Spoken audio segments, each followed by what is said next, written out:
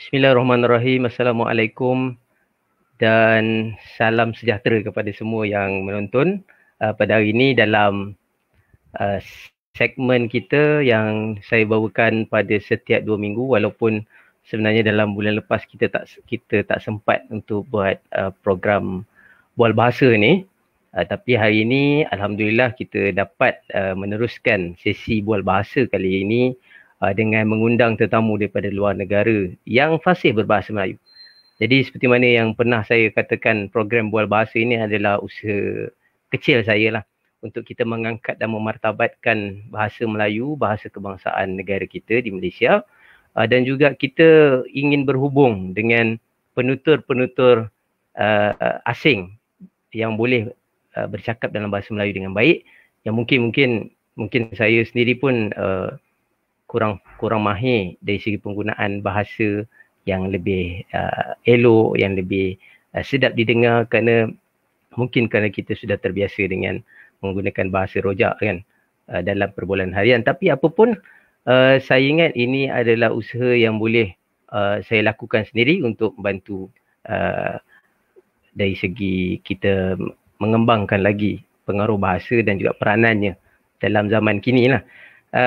Untuk itu, kepada semua yang menonton, saya semua rancangan dalam laman ini akan dimuat naik ke dalam YouTube saya. Jadi link dia ada di profile ya, di dalam profile di situ tertulis pautan YouTube Suhailah. Di situ kita akan letakkan semua video-video yang kita bawakan dalam sesi lintas langsung seperti ini.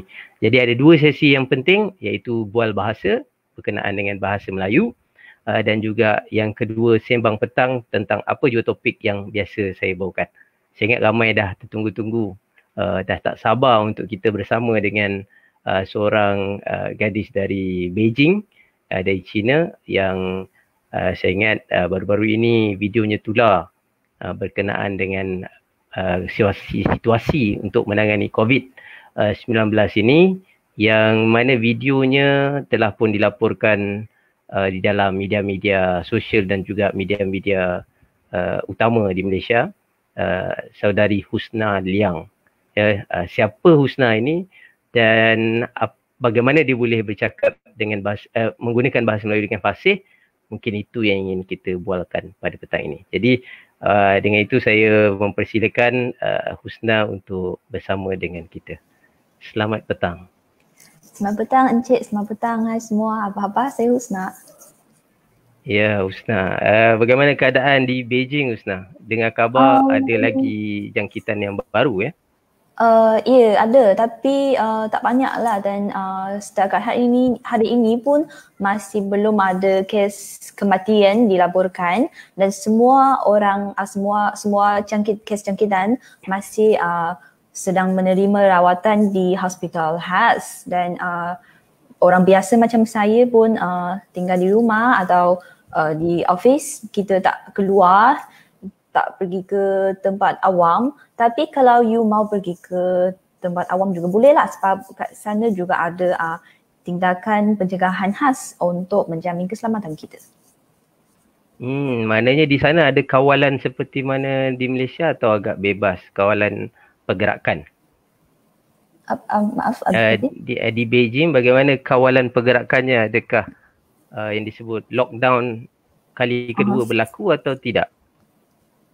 Lockdown pernah dilakukan di Beijing, tapi ini adalah pada awal tahun ini. Tapi sekarang macam saya sudah bekerja lah, dan banyak syarikat-syarikat atau restoran, kedai pun sudah kembali beroperasi. You boleh kembali beroperasi, tapi you kena mematuhi tindakan khas mengenai pencegahan wabak lah. Kalau mematuhi kesemua ini, bolehlah terus kembali beroperasi, dan kehidupan biasa pun boleh.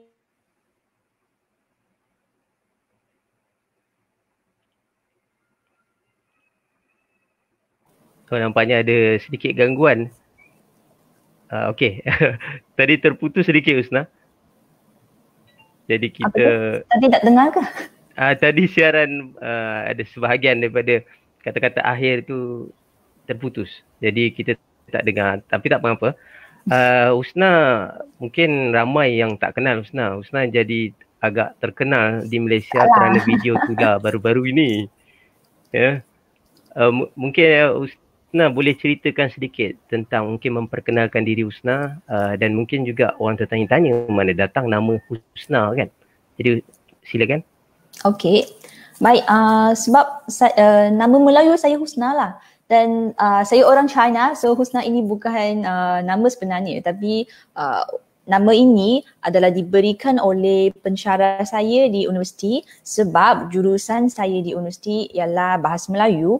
Dan walaupun ibu bapa, kawan-kawan saya mereka tak faham Bahasa Melayu, tapi sekarang mereka pun panggil saya Husna tau. Sebab mereka rasa Husna ini intonasinya manis.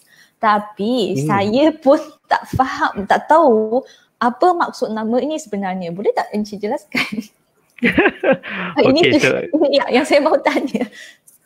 Ya, kalau dari segi nama itu sendiri memang asal daripada bahasa Arab lah, husna, hasan ataupun baik, sesuatu yang baik, yang indah. Mungkin sesuai dengan apa yang kawan-kawan katakan, ini nama yang sedap, yang apa? Yang manis, yang indah, yang manis kan. Sesuai lah dengan maksudnya tu. Memang betul lah maksudnya daripada perkataan hasanah dalam bahasa Arab. Jadi menjadi husna. Ada juga yang namanya jadi hasanah kan. Kalau lelaki dia jadi Hasan atau Husin. Hasan, kalau perempuan Husna, kalau lelaki Hasan.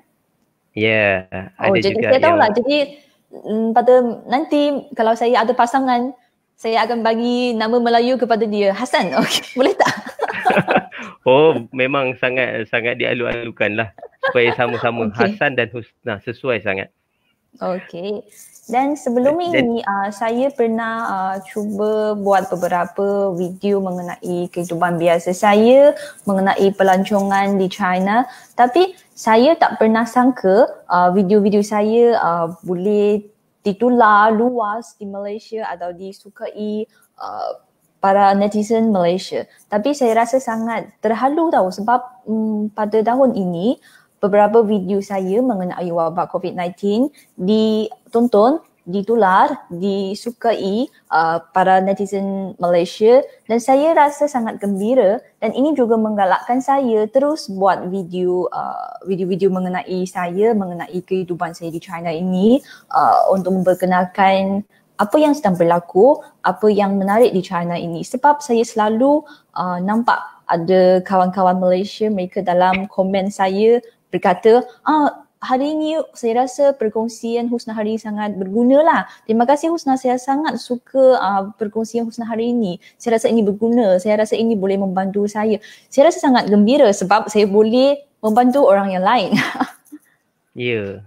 Sejak bila Husna menggunakan bahasa Melayu dalam Facebook? Pada tahun ini, sebab sebelum ini saya pernah buat video dalam bahasa Melayu juga, tapi cuma cuba saja. Tapi tahun ini ada wabak COVID-19 kan, so saya teringat kalau saya buat video dalam bahasa Melayu untuk mengenalkan pengalaman, keadaan macam mana orang China melawan wabak COVID-19 kepada orang Malaysia, mungkin boleh membantu mereka lah, mungkin boleh bagi mereka beberapa informasi yang berguna. So saya bermula cubalah. Husna berasal dari kawasan mana di China? Berasal dari kawasan mana? Provinsi Yunnan. Provinsi Yunnan ni dekat dengan negara Myanmar di bahagian selatan China. Kalau ada kawan-kawan pernah pergi ke Yunnan dan you akan tahulah Yunnan satu tempat yang sangat cantik, sangat menarik. Dan kat Yunnan itu ada hampir 28 jenis ethnic minority tinggal di situ. Dan di antaranya ada ramai orang Muslim ataupun etnik yang beragama Islam. So kalau anda pergi ke Yunnan, iaitu kampung saya rasa senang nak cari makanan halal. Ya, betul Husna. Saya sangat suka pergi ke Yunnan. Sudah 2-3 kali saya. Ya, kerana saya menulis buku ini. Laksmana Cheng He. Ya. Jadi Yunnan adalah tanah kelahirannya. Jadi kami betul. bawakan. Cheng He orang Yunnan juga. Ya, kita bawakan rombongan-rombongan daripada Malaysia untuk menjejaki sejarah Cheng He yang kita kenal sebagai Cheng Ho, dan bila kami pergi ke sana cuacanya cukup nyaman, selesa sangat sepanjang tahun ni. Berapa 17 darjah Celsius begitu kan. Dia tidak begitu panas dan tidak begitu sejuk di Yunnan. Ya, betul. Dan saya dapat juga merasa lemang Yunnan. Nasi lemak? Lemang, ada lemang bukan? Bukan nasi lemak.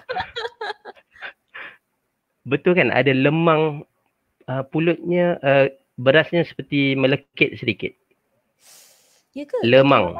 Saya rasa saya makan di perkampungan, apa dipanggil, cultural village, di perkampungan orang Hui. Di bandar mana? Di bandar Kunming ke? Di Kunming, ya betul. Di sebelah Tasik Tian. Yeah. Jadi mungkin jadi saya rasa walaupun saya orang lokal Yunnan, tapi Encik lagi faham, lagi tahu tempat saya lah. Tapi memang saya sarankan kepada siapa yang ingin berjalan-jalan kan, pergilah ke Yunnan, sebab di Yunnan juga ada salji kan, di gunung. Ya. Di kawasan di bahagian barat laut Yunnan. Barat laut. Ada gunung salji. Ada gunung salji. Laut tak ada. Hanya laut sahaja yang tak ada di Yunnan. Tapi dia ada tasik yang besar. Tasik yang seperti laut besarnya. Boleh dengar tak Encik? Tiba-tiba putus. Dia terputus sekejap tadi. Husna, sewaktu belajar di Yunnan, waktu itu sudah mula minat bahasa ataupun sebelum itu lagi? Sebelum saya memasuki Universiti Bangsa-Bangsa Yunnan ini, saya sudah tahu beberapa informasi yang menarik mengenai Malaysia lah. Tapi pada masa itu saya masih seorang pelajar di sekolah rendah saja, dan bagi saya apa yang saya tahu mengenai Malaysia ialah macam pelancongan, cuaca tropikal, KL, pulau-pulau yang indah, dan beberapa buah-buahan yang sedap. So ketika saya memilih jurusan saya rasa kalau macam itu, kalau saya nak belajar bahasa asing, saya rasa mungkin boleh cuba memilih bahasa Melayu lah. Sebab pada masa itu saya rasa China dan Malaysia ada kerjasama mengenai bidang macam ekonomi dan sebagainya. Kalau selepas saya tamat dari universiti, mungkin senang nak cari kerja, dan ini menjadi kenyataan juga. Kenapa dia jadi kenyataan? Kerana sekarang bekerja dalam bidang berkaitan? Sebab saya rasa kalau contohnya bahasa Inggeris, contohnya bahasa Jepun, ini bahasa yang ada penggunanya ramai. Tapi kat China contohnya bahasa Inggeris ya. Saya rasa kalau you di tepi jalan, pilih sesuatu orang yang tak kenal juga, dia juga boleh cakap bahasa Inggeris. Thank you, no, okay, yes. Macam ni saja. Tapi kalau semua orang pandai cakap bahasa Inggeris, jadi tempat kerja ataupun peluang kerja akan susah nak ambil. Tapi kalau you memilih bahasa macam bahasa Melayu, mungkin tak ramai orang pandai tau. Jadi you lagi berharga lah. Dan sekarang saya macam beberapa kawan-kawan saya, mereka juga rakan sekelas saya, mereka cakap bahasa Melayu, dan sekarang mereka juga sudah menjadi macam pensyarah di universiti untuk mengajar bahasa Melayu. Mereka bekerja di syarikat yang sangat terkenal, yang sangat besar, dan kajian mereka pun tinggi. Kesemua ini sebab mereka pandai bahasa Melayu. Kalau mereka pandai bahasa yang lain, bahasa Inggeris, bahasa yang lain, juga boleh mendapat kajian tinggi lah, tapi lagi susah saya rasa. Husna, soalan yang diberikan oleh Izzah di sini, boleh saya tahu apa yang mencetuskan minat Husna mempelajari bahasa Melayu? Ada persamaan Mandarin dengan Melayu ke? Adakah ada persamaan dalam? Okey, terima kasih Izzah. Dan saya cuba jawab ya. Tadi saya sudah ada beritahu, saya rasa kenapa saya nak cuba belajar bahasa Melayu ini, sebab saya yakin bahasa ini berharga. Saya yakin bahasa ini akan mendatangkan manfaat kepada saya, akan mendatangkan manfaat kepada pelajarnya. Dan sekarang apa yang saya kata sudah menjadi kenyataan kan. Kita boleh mencari kerja yang baik melalui dengan bahasa ini. Dan soalan kedua itu apa? Kedua itu apa? Maaf. Boleh tengok tak? Okey, apa persamaannya? Okey. Dan saya rasa ada sebab mungkin ini disebabkan oleh kaum Cina di Malaysia. Hari yang pertama saya baru belajar cukup ini, perkataan cukup ini. Saya rasa, cukup ini intonasinya macam sama dengan bahasa Cantonese ke? Dan saya cuba tanya pensyarah saya, dia kata, ya betul. Sebab dan kuaci cukup dan ada banyak lagi dan tiba-tiba ni saya tak ingat. Boleh tak Encik beritahu? Cukup dalam bahasa Cantonese. Ya. Sama. Memberi maksud yang sama. Oh cukup. Sama. Saya pun tak tahu. Ya. Oh, okey. Yang tadi lagi satu contoh kuaci kuaci yang dimakan. Yang makan itu. Okey. Kalau dari segi bahasa Mandarin pun saya ingat yang saya pernah dengar sebelum ni ada pepatah Melayu dengan pepatah Cina, ada pantun Cina. Cina juga ada pantun kan? Ya, ada pantun, ada puisi, ada pepatah, berbahasa macam ini. Ya. Saya difahamkan kalau di Cina ni kepentingan menguasai bahasa kedua ataupun bahasa asing lah kita katakan sejak zaman dinasti lagi memang sudah diberikan penekanan. Kenapa bagi negara Cina bahasa asing tu penting tapi dalam masa yang sama bahasa Cina tu memang dijaga dengan baik? Boleh. Sebab saya rasa bahasa ini ialah alat asas dan alat yang sangat penting untuk menjalankan komunikasi dan pertukaran dengan orang yang lain, dengan orang dari negara-negara yang lain. Dan saya rasa pada masa ini sekarang pertukaran dan interaksi antara negara-negara sekarang semakin erat. Tiada satu pun negara berupaya menyelesaikan masalah dengan sendiri saja. Kita perlu bekerjasama, kita perlu komunikasi, perlu interaksi. Hai. Dan saya rasa ini sangat penting lah. So saya tahu di Malaysia ada satu ayat yang terkenal, bahasa jiwa bangsa kan? Betul. So saya rasa kalau you belajar bahasa asing, belajar bahasa negara yang lain, ini juga membuktikan bahawa you cukup menghormati negara itu, cukup menghormati orang negara itu. Saya juga mengalu-alukan anda semua belajar bahasa Mandarin juga boleh. Tapi kalau ini susah, saya rasa saya juga boleh belajar bahasa anda sebab ini alat untuk kita komunikasi, ini juga laluan ataupun cara penting untuk kita bekerjasama. So saya rasa orang China sangat suka dan juga mahu belajar bahasa yang lain sebab ini boleh menambahkan ilmu kita dan juga boleh membantu kita memahami, mengenalkan kebudayaan dan berbagai bidang yang lain dari negara-negara yang lain.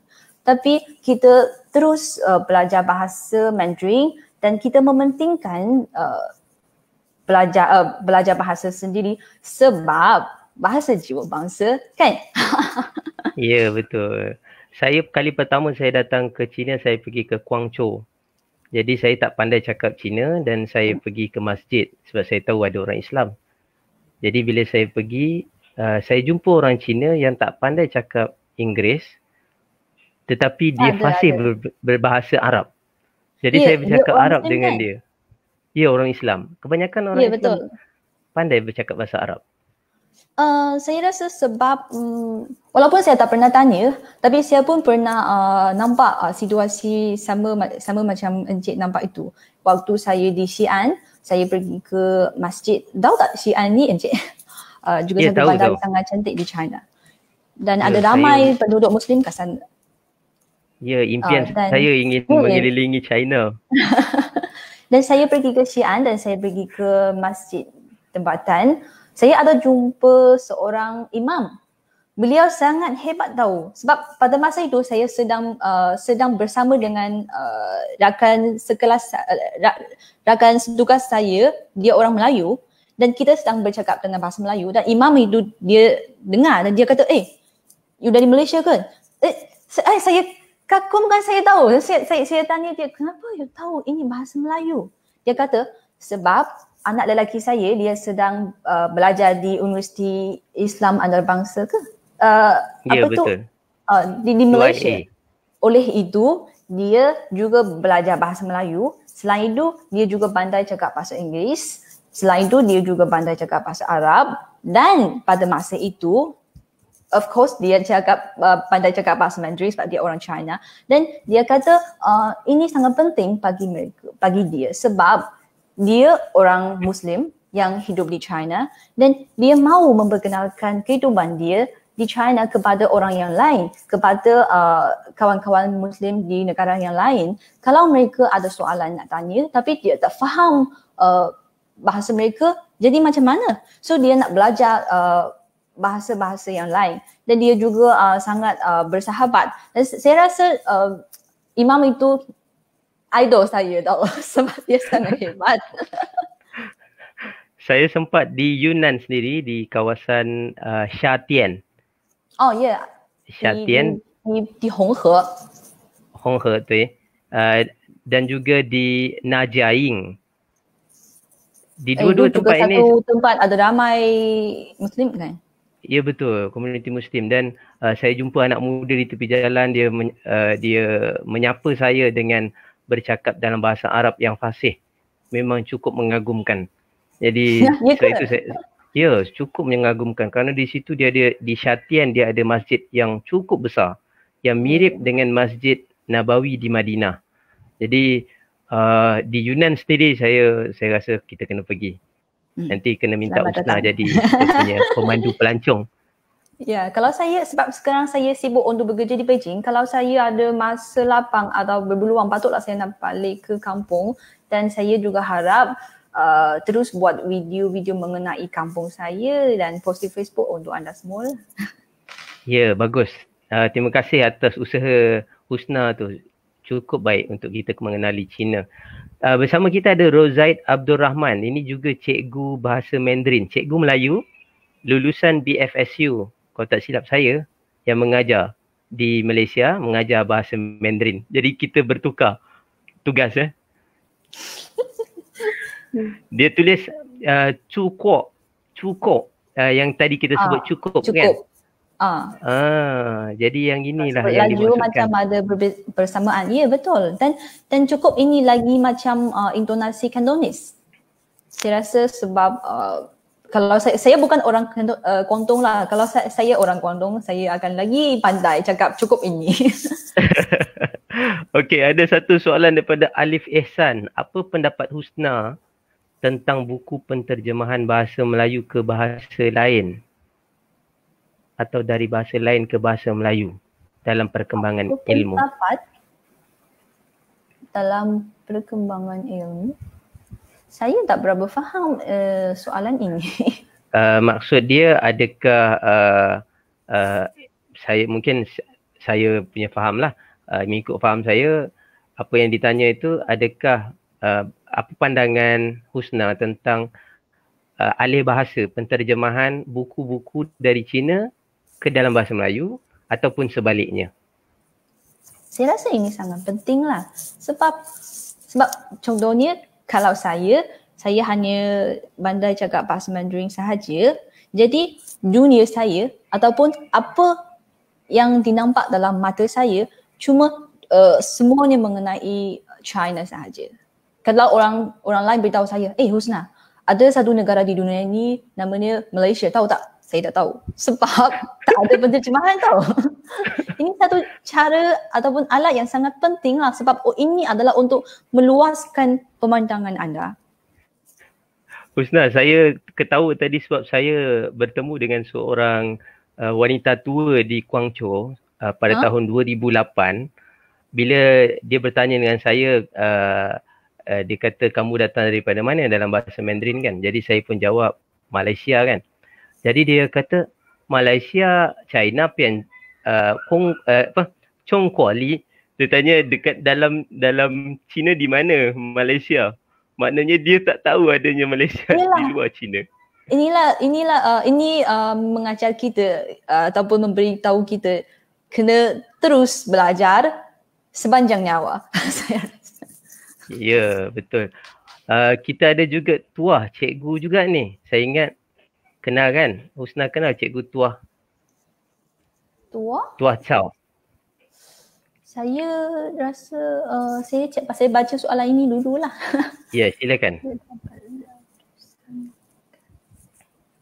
Dia sekadar okey. Encik tolong bacalah. Kerana ya, cikgu Tuah dia mengajar di mana saya tak pasti. Sama seperti Husna jugalah. Di Kota Asap saya di bahagian selatan di kawasan Kuangtung atau bawah lagi. Dia mengajar bahasa Melayu kepada pelajar Cina. Kalau dulu Husna pernah belajar di UM kan? Ya, pada tahun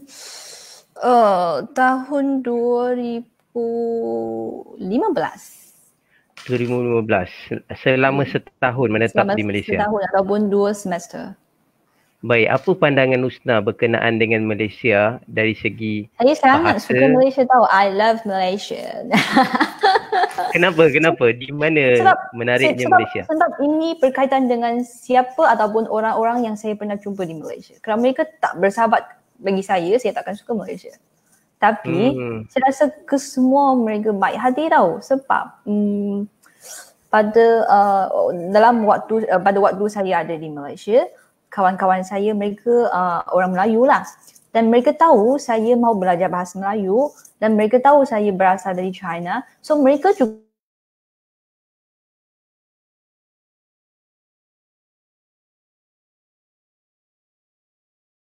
putus ke? Hello? Terputus sekejap. Dia okey dah. Apa tadi? Sebenarnya tengah cakap. Terputus sedikit tadi. Okey. Maknanya kawan-kawan Melayu kenapa tadi? Okey. Kawan-kawan Melayu saya mereka selalu jumpa saya dan kita bersama-sama pergi ke pasar malam tau. Saya tak suka keluar pada waktu malam tau sebab saya malas. Tapi sebab mereka selalu panggil saya keluar, so saya ikuti mereka lah dan kita selalu pergi ke Masjid Jamek. Ada pasar malam, ada pasar kat sana kan, Masjid Jamek. Dan saya dan beberapa tempat yang lain. Dan saya sangat suka inai ke apa itu, betul ke? Inai, ya betul, inai yang diwarnakan pada tangan. Ya. Dan kali yang pertama saya cuba inai ni, saya takut sebab dan saya tanya mereka, sekarang saya ada tattoo ini, kalau esok saya berkelas boleh tak nanti dikritik oleh cikgu lah. Dia kata taklah. Taklah, dan saya sangat suka itu. Dan selepas saya habiskan pembelajaran di Malaysia itu, saya juga ada satu kali saya balik ke Malaysia bersama dengan ibu saya dan ibu saya kita pergi ke Masjid Jamek untuk cuba inai itu juga. Saya sangat suka itu dan saya rasa mereka sangat bersahabat dan saya juga rasa sangat gembira sebab ada seorang kawan orang Melayu saya, dia berkahwin dan dia juga ada menjemput saya. Oleh itu saya berpeluang untuk menyertai majlis perkahwinan orang Melayu. Saya rasa ini sangat menarik tahu. Dan ini jauh berbeza dengan majlis perkahwinan di China ini. Dan saya rasa ini pengalaman yang sangat berharga bagi saya. Apa cabaran? Ini ada soalan daripada Husna. Sama, Husna bertanya kepada Husna. Apakah cabaran dalam terasa macam bagaimana? Kerana nama dia sendiri ada Husna. Okay. Dan hai Husna, I'm Husna juga. Dan saya rasa ada satu cabaran yang sangat besar bagi saya. Sekarang pun juga cabaran yang terbesar bagi saya ialah saya rasa orang Melayu mereka ada dialek ke atau intonasi ke atau yang berbeza tahu. Terutamanya pacik dari kampung. Saya rasa tak faham apa yang mereka cakap mereka tahu saya cakap bahasa Melayu, so mereka sangat gembira lah dan mereka cakap dengan saya dengan bahasa Melayu. Dan saya rasa, tak faham. Apa tu? Saya rasa nervous. Saya Mungkin mau dialek tanya negeri. saya, betul ke saya pandai bahasa Melayu? Kenapa saya tak faham apa yang dia kata? So, kalau saya nak cakap dengan orang Melayu, biasanya saya nak cuba dengar dulu. Boleh faham tak? Sebab ada apa itu? Ini dialek ke yang berbeza? Ya betul. Dialek negeri mungkin kalau datang dari Negeri Sembilan, mungkin daripada Kelantan, Terengganu bunyinya akan berbeza. Ya, dan saya takut kalau saya tak faham apa yang mereka kata. Dan kawan-kawan orang Melayu saya juga ada pernah ajar saya beberapa perkataan yang khas. Macam makan. Dia kata ini maksudnya makan. Ini maksudnya makan. Betul, makan. Makan. Okay. Ada lagi tak? Ada banyak lagi, banyak. Saya sendiri pun tak pandai. Saya berasal dari Melaka, orang Melaka pun bunyinya lain. Kalau kata contoh, ular dia jadi R jadi U jadi ulau. Ulau? Ini ular? Ya betul. Okay, tapi saya sendiri pun tak mahir bahasa dialek Melaka lah. Setakat ini Husna tahu ke kalau di sekitar China ni berapa banyak universiti yang menawarkan kursus? Husna dengar ke Husna? Okey, boleh ke? Mungkin boleh dengar saya. Saya dengar Husna, tetapi di sana macam mana? Boleh dengar ke? Mungkin tak dapat dengar. Hello Husna, tak dapat dengar ke? Oh tak mengapa. Sementara kita kembali bersiaran dengan Husna, saya nak bawakan kepada penonton-penonton sekalian seorang guru Melayu kita yang mengajar di China, spesifiknya di Guangzhou, di mana beliau yang bernama Cikgu Zaitun, dia mengajar bahasa Melayu kepada pelajar-pelajar Cina. Jadi kita nak tahulah sejauh mana pengalaman dia dalam mengajar anak-anak Cina belajar bahasa Melayu dan pengalamannya sampai ke hari ini. Saya ingat dia mengajar secara dalam talian dari Malaysia sekarang disebabkan keadaan COVID, dan kita berkenalan lah dengan Cikgu Zaitun. Assalamualaikum Cikgu. Waalaikumsalam dan selamat petang, salam sejahtera. Okay, saya nak bagi satu pantun permulaan dulu . Oh silakan Cikgu. Okey, sirih berlipat, sirih pinang, sirih dari Pulau Mutiara. Pemanis kata selamat datang, awal bismillah pembuka bicara. Ini pantun yang setiap pelajar Cina wajib ingat . Oh patut, saya selalu dengar juga kalau dalam program mereka akan sebut pantun ni. Ya. Mereka patut ingat wajib ingat setiap pantun yang kita sudah belajar. Cikgu mengajar di Guangzhou sejak bila? Saya mengajar sejak tahun 2016, September 2016. September 2016 maknanya hampir 4 tahun lah Hampir 4 tahun. Ya, nak masuk. Betul. Jadi boleh cikgu cerita sikit Cikgu, bagaimana pengalaman mengajar bahasa Melayu di kalangan penutur asing ni, khususnya di China? Okey, sebelum tu saya nak kenalkan diri saya dulu . Nama saya Cikgu Zaitun dan sekarang saya mengajar di Guangdong University Foreign Study. Okey, sudah 4 tahun saya mengajar di sana. Terima kasih kepada Encik Suhail dan Husna kerana sudi menjemput saya dalam ruang bicara ni . Okey, hai Husna, ni hao. Hai Zaitun. Selamat petang. Selamat petang, okey. Okay, saya mengajar di Guangdong University Foreign Study, GDUFS, Guangwai Taxuan. Jadi sekarang Zaitun ada di Guangzhou lah? Sudah, ya, sudah 4 tahun saya mengajar di sana. Okey, baik. Tadi Encik Suhail suruh saya cakap berkongsi pengalaman saya mengajar budak Cina, pelajar Cina di sana. Kalau dari segi pelajar itu sendiri, mereka sangat menunjukkan minat yang mendalam . Kita dapat lihat hasil tu seperti Husna, minat yang mendalam. Si malu lah. Okay, yang pertama kena ada minat. Kemudian mereka juga belajar bersungguh-sungguh. Kalau kita tahu orang Cina ni, mereka sangat disiplin dan belajar bersungguh-sungguh. Kalau mereka tak faham, mereka akan tanya, cikgu, bagaimana sebutan apa? Pedang, selamat petang, selamat ataupun pedang, selalu gangguan tu. Mereka ada kesungguhan sebutan, lisan, pengetahuan Malaysia dan sejarah. Cik Suhail kalau nak tahu, Husna mesti tahu banyak sejarah tentang Malaysia ya. Betul Husna? Ya. Ya Ustaz. Oh. Ada belajar sejarah pengetahuan Malaysia ya? Ya, banyaklah sejarah, ekonomi, kebudayaan, adat resam. Wah, bagus. Budaya dan berbagai lagi. Cikgu punya anak murid berapa ramai cikgu? Okey, pelajar saya yang sudah convocation yang tahun lepas ada 20 orang dan mereka sudah bekerja lah tahun ini. Dan tahun ini semester ini akan convocation 18 orang. Okey, 18 orang, ada yang sambung master, ada yang sudah dapat kerja. Okey. Macam Husna, Husna kerja apa sekarang Husna di China? Sekarang saya wartawan sekarang saya wartawan dan tapi sekarang dalam tempoh wabak, so saya pun tak ada lawatan kerja lah. So saya cuba buat video dengan sendiri saja untuk mengenai situasi di Beijing dan beberapa tindakan pencegahan di sinilah. Biasanya Cikgu Zaitun, pelajar-pelajar ni nanti dia akan kembali berkhidmat kepada negara dalam bidang bahasa saja atau ada yang pergi ke kerja keluar negara ataupun kerja di Malaysia? Ada yang juga, ada pelajar saya yang sekarang bekerja di Malaysia di sebuah syarikat telekomunikasi yang bekerja di Kuala Lumpur. Gajinya agak cukup besar ya. Sebagai kalau bekerja di Malaysia. Ya.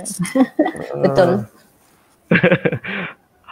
Cabaran cikgu, cabaran apa dalam mengajar bahasa Melayu di kalangan orang Cina lah?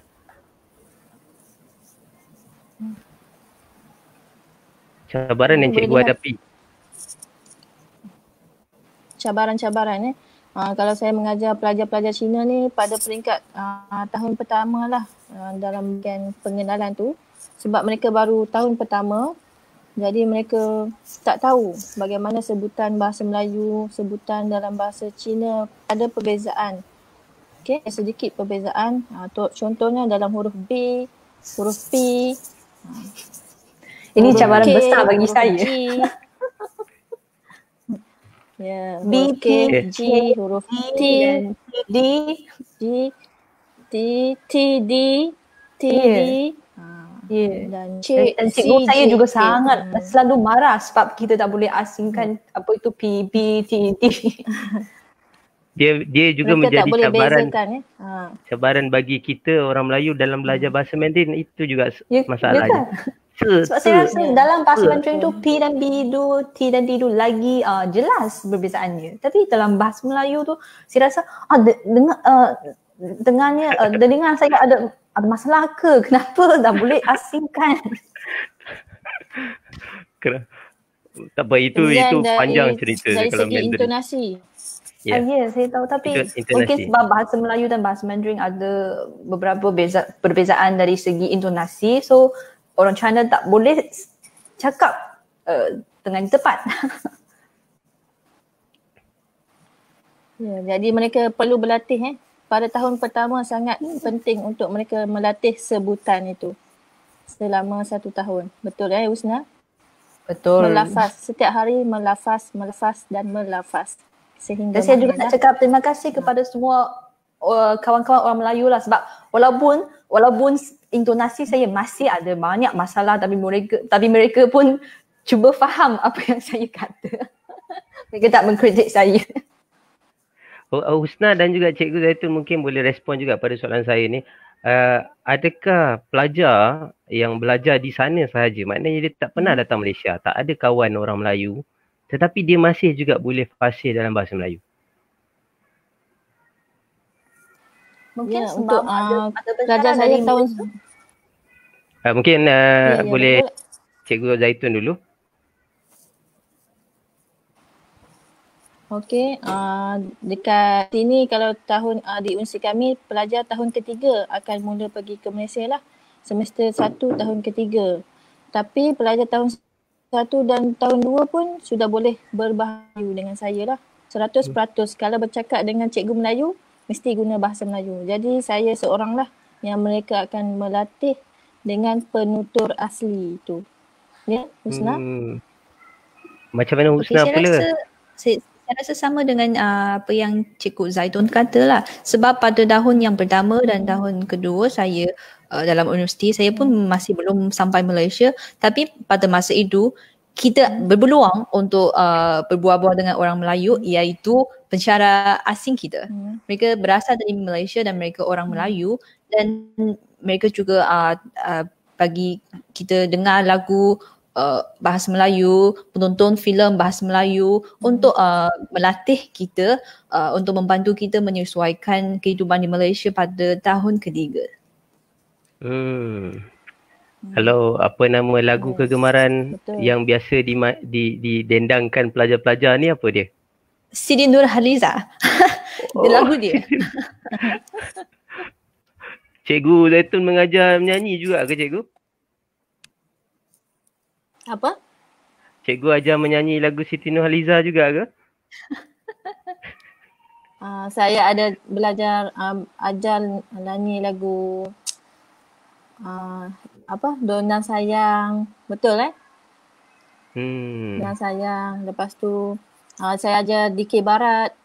Kami universiti ada pelbagai aktiviti yang melibatkan bahasa Melayu. Ada pertandingan drama, pertandingan deklamasi sajak, pertandingan nyanyian. Dan kalau kita tahu di China sendiri ada peringkat di seluruh China, kita ada pertandingan deklamasi sajak antara universiti-universiti yang ada bahasa Melayu. Contohnya pada tahun lepas universiti kami mendapat juara pelajar saya. Tahniah. 2 orang dapat juara. Masa itu di Yunan, tak silap saya di Yunan. Tapi dalam tempoh saya masih ada di universiti tu, mungkin belum ada pertandingan macam ini ke? Saya tak pernah menyertai pertandingan pidato di negara China, tapi saya pernah menyertai pidato pertandingan bahasa Melayu PABM kan? Di Malaysia tu. Ya, di Malaysia. PABM dulu pelajar saya ada 2018, kalau Husna ingat ada Izzah dia telah mendapat juara pidato antarabangsa, mengharumkan nama China, dan juga Jabatan Bahasa Melayu kita. Xu Yang Izzah dapat juara pada tahun 2018. Saya menyertai pertandingan itu pada tahun 15.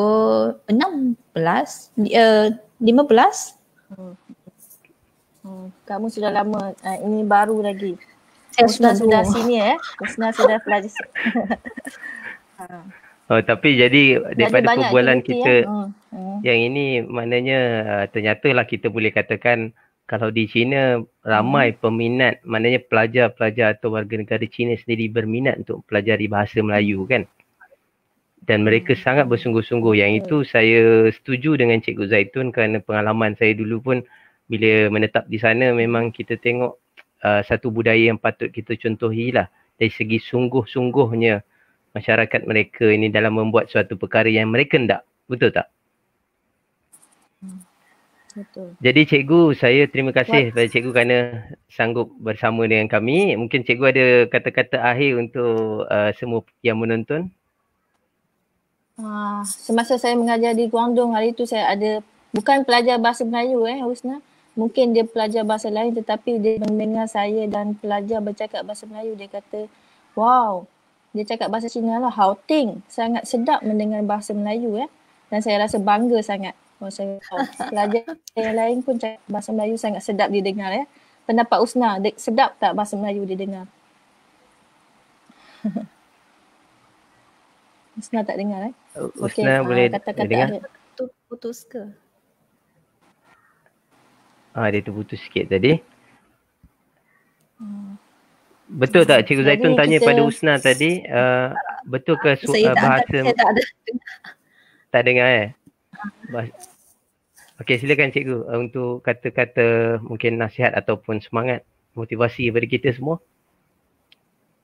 Okey, kita sebagai penutur bahasa Melayu, Okay, kita sendiri sebagai penutur bahasa Melayu, bahasa kebangsaan kita, perlulah berbangga dengan bahasa kita. Kan di China ada lebih kurang 10 universiti yang mengajar bahasa Melayu. Okay. Jadi kita menunjukkan bahasa Melayu juga setanding dengan bahasa-bahasa antarabangsa yang lain seperti bahasa Arab, bahasa Turki, Pakistan, Sepanyol, Serbia dan lain-lain. Jadi kita cintailah bahasa kita. Betul Husna? Ya, betul. Ya, Husna boleh dengar kan? Ya. Sekarang saya boleh dengar.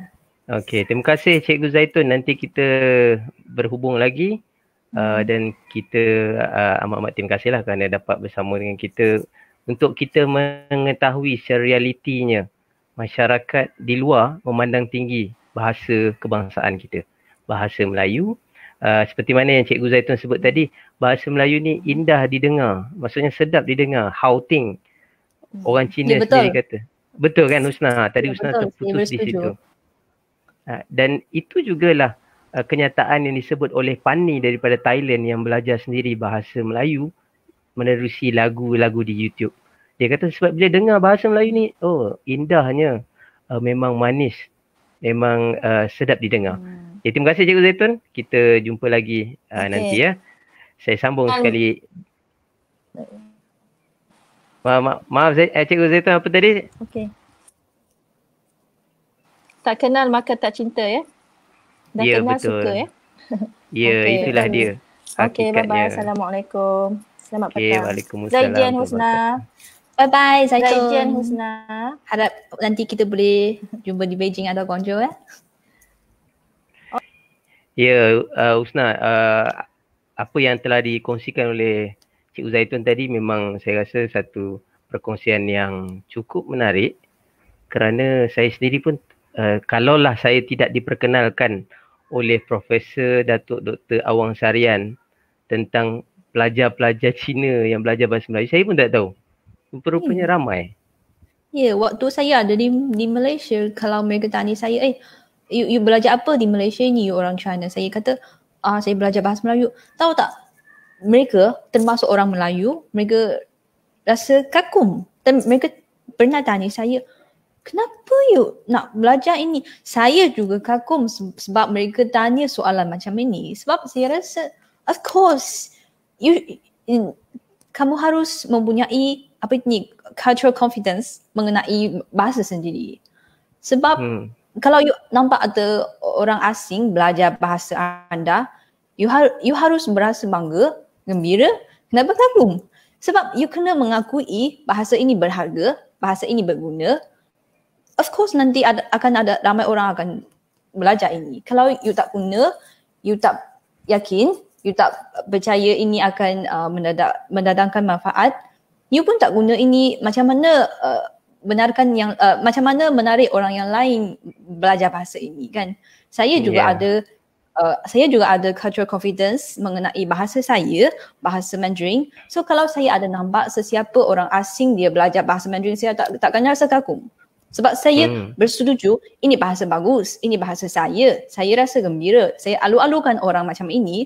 So saya rasa kalau di Malaysia ada orang asing yang belajar bahasa Melayu, jangan kagumlah. Cuma galakkan dia, cuma alu-alukan dia.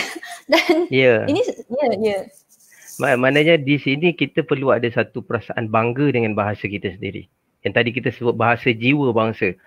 Dengan kita rasa sayang pada bahasa kita, kita akan gunakan bahasa kita dengan baik.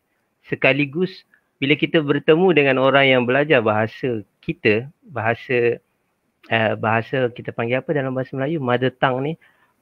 Bahasa jati kita.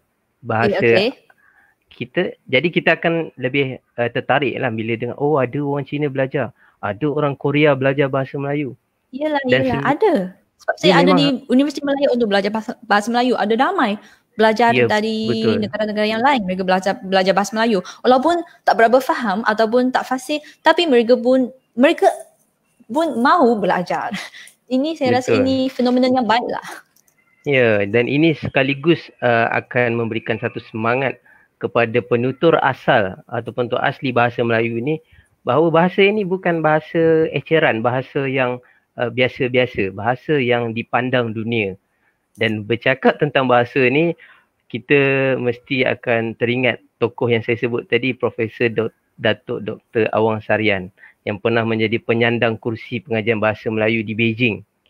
Kalau tak silap saya, nanti Beliau mungkin sangat kita terkenal di akan, China. ya sangat terkenal. Sekarang merupakan penyandang kursi Zakbar di Universiti Pendidikan Sultan Idris dan baru saja dilantik menjadi pengerusi Lembaga Pengelola Dewan Bahasa dan Pustaka.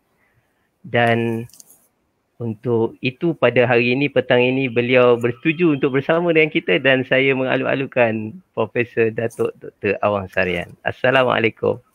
Assalamualaikum, apa khabar Saudara Suhail dan Saudari Husna, apa khabar? Khabar Pak, terima kasih Prof Awang. Ini kali yang pertama kita berjumpa dalam talian. Ya. Ya, saya pun perlu terima kasih kepada Prof kerana Prof memperkenalkan saya kepada Husna melalui cikgunya, Cikgu Fatimah ya di Yunan. Cikgu saya. Jadi ya. Jadi ini maknanya Husna bertemu dengan Mahaguru lah. Guru Husna adalah Cikgu Fatimah dan guru kepada Cikgu Fatimah adalah Prof sendiri kan. Atau sebalik saya katakan Husna ini sudah perangkat cucu saya. Cucu ya. Cikgu Fatimah anak murid saya di BFSU, Beijing Foreign Studies University atau BY. Husna murid pada Cikgu Fatimah. Jadi artinya kalau Fatimah anak saya, Husna sudah jadi cucu saya. Ya. Terima kasih. Berapa lama Prof menyandang kursi pengajian bahasa Melayu di sana? Nama kursi pengajian Melayu Kerajaan Malaysia di Beijing Foreign Studies University. Kali pertama 3 tahun setengah, sepatutnya 4 tahun dari Januari 2008 hingga Julai 2011. Saya kembali 6 bulan lebih awal, jadi 3 tahun setengah. Kemudian saya kembali untuk jadi ketua pengarah Dewan Bahasa Pustaka. Tapi sudah saya tamat menjadi ketua pengarah IBP 2016. Saya dilantik sekali lagi sebagai penyandang kursi pengajian Melayu di BY untuk 3 tahun, tapi saya sempat lebih kurang 2 tahun, pulang lebih awal juga kerana ada tugas di negara. Jadi begitu begini mungkin 5-6 tahun jugalah. Prof, berkenaan dengan perbualan kita tadi, kita ada sebut ramainya pelajar bahasa Melayu di China. Dan setakat ini bagaimana perkembangannya Prof di China? Ya, yang terakhir saya mendapat maklumat sudah ada 13 atau 14 buah universiti yang menawarkan kursus ijazah bahasa Melayu. Ini bukan kursus bahasa Melayu tapi ijazah bahasa Melayu selama 4 tahun, termasuk juga di Universiti Yunan atau di Mingzhou University, Universiti Bangsa-Bangsa di Yunan di Kunming. Di Beijing kita tahu, di BFSU, di Tianjin ada juga, di Peking University, di Guangzhou tadi, Guangdong Foreign Studies University, di Xi'an juga ada International University, Xi'an University of International Studies, di Luoyang, di Nanning itu Cikgu Tuah tadi, Tuah Chan. Cikgu Tuah. Tuah tahu Chow Tan itu di Nanning, iaitu di Guangxi University for Nationalities. Jadi pokok sebab sudah ada 13. Bahkan di Hainan yang terbaru itu ialah di Tropical Ocean University juga sudah menawarkan program ijazah bahasa Melayu. Jadi saya hitung lebih kurang 13 atau mungkin sudah 15 buah universiti. Ini satu perkembangan yang luar biasa dan sangat mengagumkan, dan saya berbangga kerana sedikit terlibat juga dalam promosi, dan setiap kali universiti di China membuka program ijazah bahasa Melayu, saya biasa menjadi pengiklan, menyampaikan iklan melalui Facebook ataupun WhatsApp. Bahkan ada di Hainan juga ada sebuah college namanya College Antarabangsa, College Pengajian Asing, Foreign Studies College di Hainan, di Bandar Wenchang juga menawarkan kursus bahasa Melayu selama 3 tahun untuk diploma. Di sekolah, bahkan di beberapa buah sekolah menengah juga bahasa Melayu sudah mulai diajarkan sebagai mata pelajaran bahasa timur yang penting. Ini satu perkembangan yang sangat mengagumkan dan luar biasa, yang juga menunjukkan hubungan baik antara Malaysia dengan negara China. Bersebut tentang hubungan baik, Usna ada buat satu video kan Usna, tentang mengapa belajar bahasa Melayu, kerana Pengyou, bahasa Pengyou. Sebab saya pernah sebut Pengyou ini dalam satu video yang saya sudah post di Facebook ini, dan Pengyou ini maksudnya taman, sahabat, kawan, orang-orang terjalin hubungan yang baik. Dan saya menggunakan perkataan Pengyou ini untuk menghuraikan hubungan antara China dan Malaysia, sebab saya rasa ini betul. Sebab pada zaman purba, iaitu hampir 600 tahun yang lalu, Laksamana Cheng Ho dia sudah mula hubungkan China dengan Malaysia, dan yang lagi dekat, Malaysia juga ialah negara ASEAN yang pertama menjalin hubungan diplomatik dengan China. So saya rasa kesemua ini ialah bukti persahabatan antara China dan Malaysia lah. Dan of course bagi saya, kalau China dan Malaysia ni bukan Pengyou, ibu bapa saya tak akan membenarkan saya pergi ke Malaysia untuk belajar bahasa Melayu, sebab tempat ini memang jauh dari kampung saya. Dan waktu saya ada di Malaysia, saya pun rasa orang di Malaysia sangat bersahabat lah. Mereka memang ada bantu saya banyak-banyak. Dan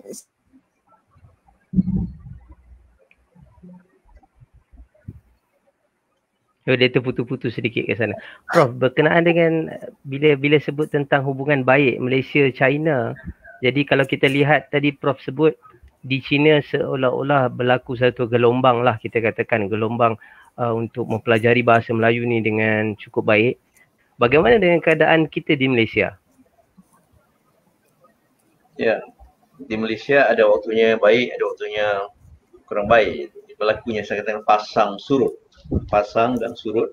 Ada ketikanya bahasa Melayu dipandang penting dan menjadi bahasa utama dalam pendidikan, pentadbiran, undang-undang dan sebagainya. Tetapi kadang-kadang bahasa Melayu dipandang remeh atau diambil mudah oleh setengah-setengah kalangan, seperti khususnya dalam bidang perniagaan. Boleh dikatakan sekarang bahasa Melayu belum mendapat tempat yang sewajarnya, sedangkan tempoh di Melaka dahulu, dalam tempoh kerajaan Melayu ratusan tahun yang lampau, perdagangan itu menggunakan bahasa Melayu. Dalam sejarah Melayu atau Surat Salatin disebut ada 84 lebih kurang bahasa yang dituturkan, tetapi bahasa Melayu menjadi lingua franca atau bahasa perhubungan dalam kalangan 80 lebih etnik itu. Dan saya ingat pada tahun 2009 di Universiti Frankfurt di Jerman diadakan suatu persidangan antarabangsa tentang perdagangan antarabangsa berdasarkan catatan dalam teks-teks atau manuskrip lama. Jadi bahasa Melayu sudah pun digunakan dalam bahasa perdagangan, bahkan dalam diplomatik. Hubungan tadi Usna menyebut Cheng He datang 7 kali ke Melaka, kemudian ke India, ke Arab. Jadi dalam tempoh kedatangan Cheng He ke Melaka dan ke alam Melayu, bahasa Melayu diangkat oleh dinasti Ming sebagai bahasa penting. Maka dalam jawatan kuasa jurubahasa, bahasa Melayu mendapat tempat. Kemudian dalam penyusunan kamus, untuk kali pertama orang Cina menyusun kamus Melayu Cina itu dalam abad ke-15, 100 tahun lebih awal daripada kamus kamus yang disusun oleh Antonio Pigafetta, bahasa Itali, bahasa Melayu. Jadi arti hubungan Cina dengan Melayu sudah cukup lama. Bahkan abad ke-7 pun pendeta Buddha I Ching sudah datang 6 bulan tinggal di ibu kota Sriwijaya dan melaporkan perkembangan bahasa Melayu, adat istiadat, pemerintahan, dan sesiapa yang ke kuil Buddha terbesar di kota Xi'an dapat melihat koleksi I Ching tentang hubungan alam Melayu zaman Sriwijaya dengan dinasti Tang di negara China pada waktu itu. Ini sangat menarik. Jadi saya kira Husna duta penting. Husna menjadi duta penting yang melanjutkan kerja baik hubungan alam Melayu dengan negara China. Terutama dengan tugas di CRI atau di radio antarabangsa China, itu sebagai penyiar banyak yang boleh Husna sumbangkan untuk mengangkat bahasa, kebudayaan dan tamadun Melayu. Dan setakat ini pun nampaknya video-video yang Husna buat, rakamkan dan post di Facebook mendapat perhatian ramai di Malaysia kerana video-video itu diberikan komentar dalam bahasa Melayu yang baik. Ya, di Malaysia saya kira Husna sudah menjadi bintang. Sudah sangat popular, menjadi selebriti. Jadi di mana-mana orang menonton video Husna, orang kagum. Ini Cina Malaysia atau Cina-Cina. Saya kata ini Cina-Cina. Cina negara Cina yang fasih. Jadi ini juga bagus menjadi contoh pada rakan-rakan Cina di Malaysia. Lihat orang Cina jauh di sana itu menguasai bahasa Melayu dengan baik. Jadi orang Cina di Malaysia yang tiap-tiap hari berhubung dengan orang Melayu, orang India dan sebagainya dengan bahasa kebangsaan, bahasa Melayu sepatutnya dapat menguasai bahasa Melayu sebaik Husna dan rakan-rakan negara Cina. Jadi tahniah, syabas, teruskan usaha yang baik. Ya. Mungkin Husna ada apa-apa sebelum kita nak berikan satu kata-kata penutup daripada Prof sendiri. Husna mungkin ada apa-apa nak tanya Prof dalam kesempatan ini ke? Saya mahu cakap terima kasih kepada Prof Awang lah sebab untuk menambahkan ilmu pengetahuan saya lagi pada hari ini. Banyak mengenai sejarah. Ya, saya sebelum tutup, maaf saya Prof tadi saya teringat tadi ada Husna sebut tentang pepatah, tentang pantun. Boleh Prof berikan sedikit ulasan berkenaan tu? Satu yang cukup menarik, saya sendiri pun terkejut. Pada tahun 2008 tahun 2009 saya diundang oleh Guangdong Foreign Studies University di Guangzhou. Jadi saya berkenalan dengan seorang profesor senior. Waktu itu umurnya sudah 80-an, sekarang sudah 96 atau 98. Namanya Profesor Xu Yunian di Guangdong Foreign Studies University. Walaupun beliau sudah bersara, sudah pencen, tetapi hubungan itu baik dan saya terkejut apabila beliau mengatakan ada persamaan yang sangat rapat antara pantun Melayu dengan lagu rakyat Cina di kawasan selatan Cina. Jadi beliau telah menerbitkan buku yang menunjukkan persamaan pantun Melayu dengan lagu rakyat Cina. Dan kemudian kajian beliau itu disambung oleh murid beliau. Sekarang sudah bersama dia Dr. Tan Xiao, pernah menjadi ketua jurusan bahasa Melayu di tempat Puan Zaitun, Cik Zaitun mengajar di Guangzhou. Sekarang mungkin sudah menjadi naik pangkat lagi menjadi timbalan dekan barangkali. Jadi kajian-kajian ini sangat menarik. Itu di luar dugaan bagaimana ada persamaan pantun dengan lagu rakyat di selatan Cina. Dan lemang tadi, Saudara Sohail menyebut lemang. Saya menonton TV di Beijing, memang disebut lemang. Sama dengan perkataan dalam bahasa Melayu. Lemang itu ialah makanan daripada pulut yang dimasukkan dalam buluh. Kalau mungkin sudah makan, dibakar, itu memang sedap makan. Dimakan dengan rendang. Lemang, disebut lemang. Perkampungan etnik yang Saudara Sohail kunjungi itu juga sangat menarik kerana banyak unsur yang ada persamaan dengan tamadun atau kebudayaan Melayu. Contohnya batik. Batik ada. Bahkan seorang pelajar sarjana barangkali di Yunnan Mingzu University barangkali membuat kajian persamaan batik ala Melayu dengan batik di selatan Cina. Wayang kulit juga ada. Kemudian pakaian, busana. Jadi kalau kita lihat busana di Yunan banyak persamaan dengan busana di alam Melayu, terutama orang Minangkabau. Bentuk pakaian tradisi untuk pengantin, banyak sekali persamaan. Ini bidang-bidang kajian yang boleh dilakukan oleh sarjana. Saya yakin CRI CRI juga boleh buat penggambaran video di Yunan dan kemudian siarkan dalam laman web CRI dalam bentuk video. Sangat menarik. Jadi ini akan dapat meningkatkan persefahaman antara rakyat Malaysia dengan rakyat Cina. Kita cari unsur-unsur persamaan. Ketepikan dulu soal-soal perbezaan. Cari persamaan untuk kita saling mengenal dan saling bersahabat dengan adanya cukup banyak persamaan. Baik Prof, untuk akhirnya mungkin Prof boleh berikan satu kata-kata motivasi atau semangat berkenaan dengan bahasa kebangsaan kita ini sebelum kita melabuhkan tirai. Ya, bahasa Melayu sudah menjadi bahasa antarabangsa.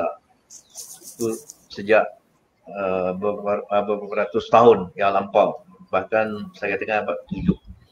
Sekarang peranan orang Melayu, orang Malaysia dan disokong oleh orang bukan Melayu di negara asing termasuk China itu sangat penting untuk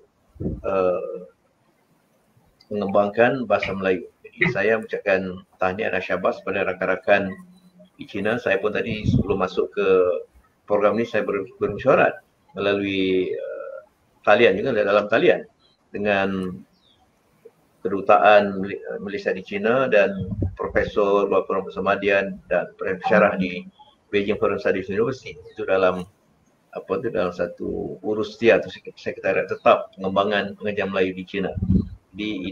Sebenarnya CRF pun terlibat tahun lepas, Januari, 14 Januari, Puan Wen Wen atau nama Melayu Awan hadir dalam mesyuarat perubahan urusia itu. Jadi saya ucapkan tahniah dan terima kasih.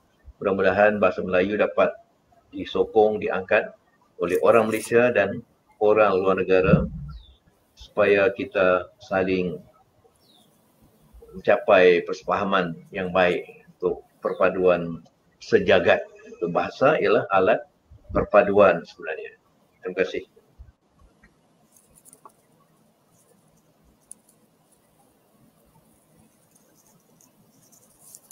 Betul sekali.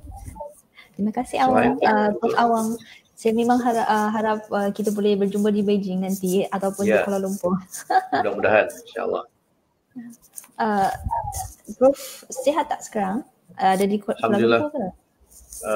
Sehat orang yang sudah tidak muda. Sehat-sehat orang tidak muda.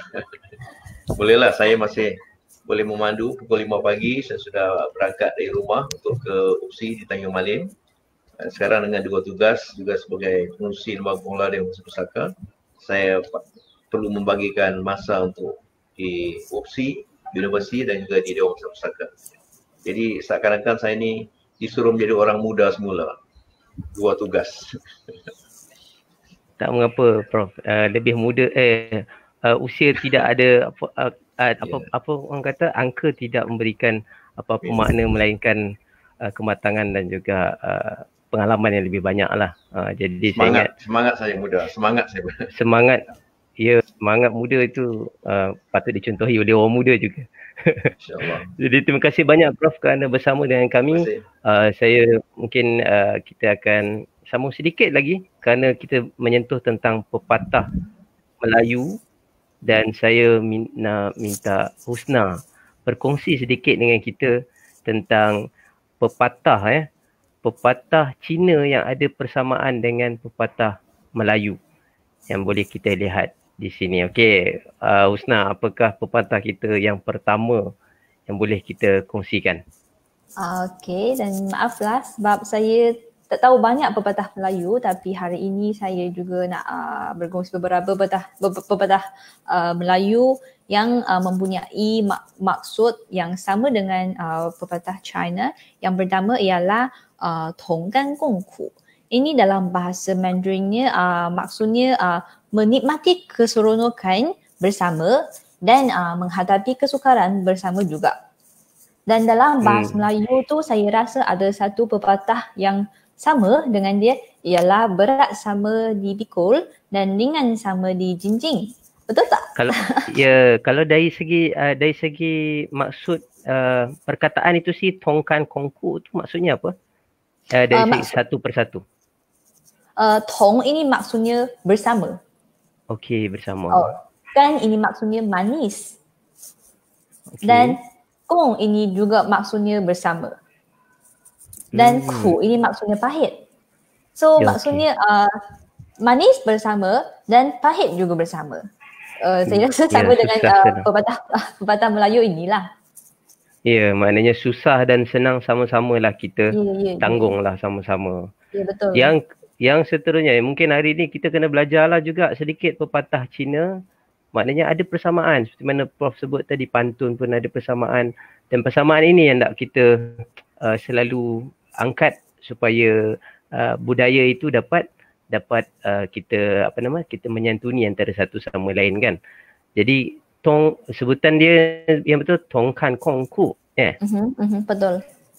Ya, okey. Nanti kita mungkin boleh buat quiz. Seterusnya yang kedua. Kedua ini wei yu chou mou, dan maksudnya walaupun masih belum hujan, tapi saya nak sediakan alat hujan ataupun payung dulu. Dan dalam bahasa Melayu tu saya rasa ada satu pepatah yang mempunyai makna yang sama dengan dia, ialah sediakan payung sebelum hujan. Betul tak? Betul. Maknanya sama. Dalam bahasa Cina pun menggunakan hujan dan juga payung. Ya. Yeah. Perkataan yang sama. Yang ini saya rasa sama-sama memang kena hafal. Kena hafal lah ni. Wei yu chou mo. Sediakan payung sebelum hujan. Jadi kalau maknanya kita kena bersiap sedia lah sebelum kita menghadapi apa-apa risiko akan datang. Ya, betul.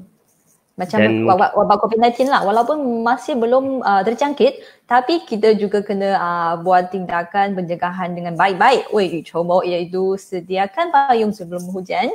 Sediakan alat pencegahan sebelum terjangkit. Betul tak? Ya, betul. Betul sangat. Kerana di Malaysia pun kita sudah ada PKPB bersyarat. Maknanya boleh keluar agak bebas tetapi jaga-jaga. Maknanya sediakan payung sebelum hujan, guna pelitup muka, penjarakan sosial, cuci tangan dan cuci tangan. Ya, betul. Dan satu lagi yang terakhir. Yang terakhir yang saya mahu berkongsi pada hari ini ialah ru xiang sui su, dan maksudnya kalau you sudah sampai satu tempat, kena mematuhi adat resam tempatan. Dalam bahasa Melayu tu saya rasa pepatah yang sama adalah di mana bumi dipijak, di situ langit dijunjung. Dia sama juga dengan seperti masuk ke kandang harimau, mengaum, masuk ke kandang kambing, mengembik. Maknanya ke mana kita pergi, macam itu kan maksudnya. Maknanya kita kena hormat dengan budaya tempatan. Begitu kan? Ya, betul. Jadi saya pun memang agak teruja lah bila kata seperti mana Prof sebut tadi, rupa-rupanya ada persamaan. Yang menjadi masalah bila mana kita tidak berkomunikasi, tak kenal antara satu sama lain. Sama seperti Cikgu Zaitun sebut, tak kenal maka tak cinta. Ya, betul. Jadi, ya, betul. Macam Husna sudah jatuh cinta dengan bahasa Melayu, budaya Melayu. Saya ingat banyak sekali benda yang baik yang telah Husna lakukan lah. Terima kasih. Jadi Husna, untuk akhirnya kita pun sudah terlajak hampir 15 minit. Apa pesanan Husna kepada semua penonton yang ada, khususnya berkenaan dengan bahasa Melayu dan juga penggunaannya? Maaf, tadi saya tak dengar jelas. Untuk pengakhirannya, untuk kita mengakhirkan sesi kita, Husna boleh berikan mungkin kata-kata nasihat lah kepada kita, khususnya kepada warga negara Malaysia dalam penggunaan bahasa Melayu dan bagaimana untuk mengangkat bahasa ni. Dan saya rasa pada awalnya saya mahu mengucapkan terima kasih kepada semua kawan-kawan Malaysia yang menonton video saya, sebab anda menonton video saya adalah sokongan yang terbaik untuk saya menggalakkan saya terus buat video untuk memperkenalkan kehidupan saya kepada anda. Dan saya juga akan terus menggunakan bahasa Melayu sebab ini cara untuk menunjukkan kehormatan saya kepada kawan-kawan Malaysia. Dan saya rasa jangan memandang rendah bahasa Melayu, bahasa anda sendiri, sebab semua orang, termasuk saya pun sangat mencintai bahasa Mandarin saya juga. So saya rasa semua kawan-kawan Malaysia juga mementingkan dan mencintai bahasa kebangsaan anda, sebab ini alat ataupun ini bukti untuk mengasingkan anda dengan orang dari negara yang lain. Mungkin kita warna kulit kita sama, mungkin wajah kita nampaknya sama, tapi bahasa kita berbeza. Ini membukti bahawa you berasal dari mana. Dan saya juga akan mengucapkan dan saya juga rasa ini sangat baiklah siapa yang cintai bahasa sendiri dan saya rasa ini sangat bagus dan saya juga harap dan saya juga harap nanti pada in the future kita boleh bekerjasama dan bekerjasama di lebih banyak bidang dengan bahasa Melayu ataupun mengenai bahasa Melayu. Ya, terima kasih banyak Usna dan teruskan dengan usaha untuk membuat hantaran-hantaran di Facebook dalam bahasa Melayu, sama ada video ataupun tulisan yang cukup baik. Saya ingat ada beberapa orang yang rakan kenalan Cina saya yang berada di China yang juga melakukan perkara yang sama. Jadi ini sekaligus memberikan semangat kepada kami penutur jati untuk terus mengekalkan pembudayaan bahasa ini, bahasa Melayu, dan kita nak mengangkat balik martabat bahasa Melayu ini di tempat yang sepatutnya kerana ini adalah bahasa kebangsaan Malaysia. Ya, Usna, terima kasih banyak Usna. Sampaikan salam kepada bos besar kerana memberikan kesempatan untuk kita bersiaran dan juga rakan-rakan yang berada di CRI. InsyaAllah kita bertemu lagi. Dan kepada semua yang bersama dengan kita, terima kasih banyak-banyak kerana memberikan sokongan dan juga menonton rancangan kita pada petang ini.